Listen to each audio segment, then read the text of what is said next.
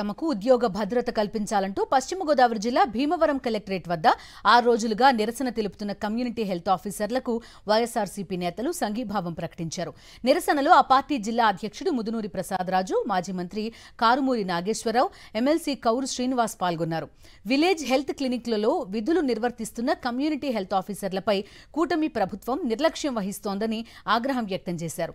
ప్రభుత్వం దిగి వచ్చే వరకు కమ్యూనిటీ హెల్త్ ఆఫీసర్లు చేస్తున్న నిరసన దీక్షకు తమ పూర్తి మద్దతు ఉంటుందని స్పష్టం చేశారు. మరింత సమాచారం మా ప్రతినిధి రాజు పశ్చిమ గోదావరి జిల్లా భీమవరం కలెక్టరేట్ నుంచి అందిస్తారు.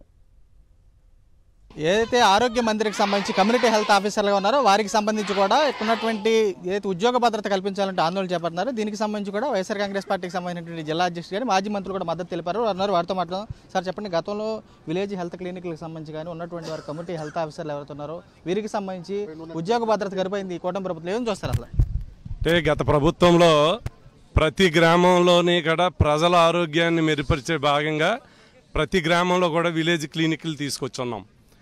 విలేజ్ క్లినిక్లు కడతమే కాదు, దాంట్లో ప్రతి ఒక్కరికి కూడా వచ్చినటువంటి ఎవరైతే అనారోగ్యంతో వస్తున్నారో వాళ్ళకి సర్వీస్ అందించడానికి ఎంప్లాయీస్ని మనం అకామిడేట్ చేసుకున్నాం.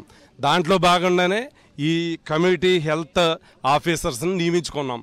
ప్రతి విలేజ్ క్లినిక్లో ఒక హెల్త్ ఆఫీసర్ ఉండేటట్టు ఏర్పాటు చేసుకున్నాం. వారికి ఉద్యోగాలు ఇచ్చాం, పర్మనెంట్ అయింది. ఈరోజు ఈ గవర్నమెంట్ వచ్చాక వారిని అంటే 2 years కదా, 6 years వారికి మా గవర్నమెంట్లో అవకాశం ఇచ్చాం. ఇప్పుడు వారు కోరుకునేటువంటి ఎందుకనంటే ఒక ఎంప్లాయీగా అవకాశం ఇస్తే వారికి ఉద్యోగ భద్రత చేయవలసినటువంటి పరిస్థితి ఏ ప్రభుత్వందైనా. కానీ ఈరోజు మీరు సంవత్సరం తిరగకుండానే రోడ్డెక్కేటువంటి పరిస్థితి, వారిని చిన్నచూపు చూసేటువంటి పరిస్థితి. దీనికి జిల్లా వైఎస్ఆర్ పార్టీ తరఫున ఇవాళ మేమందరం కూడా సంపూర్ణంగా మద్దతు తెలియపరుస్తున్నాం.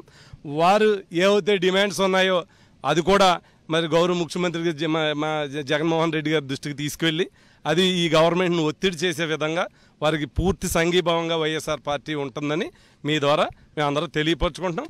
వారు న్యాయమైనటువంటి డిమాండ్స్ మాకు రికమెండేషన్ పూర్వకంగా ఇచ్చున్నారు.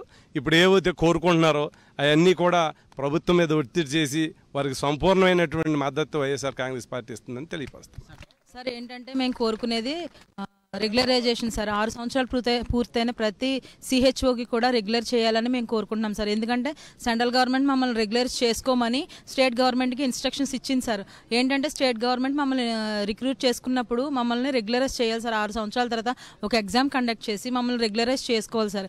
ఇంకోటి ఏంటంటే ఎన్హెచ్ఎంలో జాయిన్ అయ్యాం కాబట్టి ఎన్హెచ్ఎం ఉద్యోగులందరికీ అన్ని క్యాడర్స్కి కూడా 23% హైక్ అనేది ఒకటి ఇచ్చారు సార్. అందులోంచి మమ్మల్ని యాక్సెప్ట్ చేశారు సార్.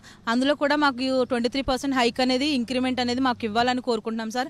తమకు సంబంధించి కూడా ఉద్యోగం కల్పించాలి, మరోవైపు కూడా ఈపీఎఫ్ సంబంధించి ఏదైతుందో అది కూడా కల్పించాలని చెబుతున్నారు. తాము ఆల్రెడీ వారం రోజులుగా కూడా ఆందోళన చేస్తున్నాం, కానీ పాలకులు కూడా పట్టించుకున్నటువంటి పాపాలు లేదు. పూర్తి స్థాయిలో కూడా తమకు సంబంధించినటువంటి డిమాండ్లు కూడా పరిష్కరించాలని చెప్పి వీరు కూడా కోర్టును బస్సు కూడా కనపడుతుంది. విజయ్ కుమార్ రాజు, సాక్షి, పశ్చిమ గోదావరి జిల్లా నుంచి.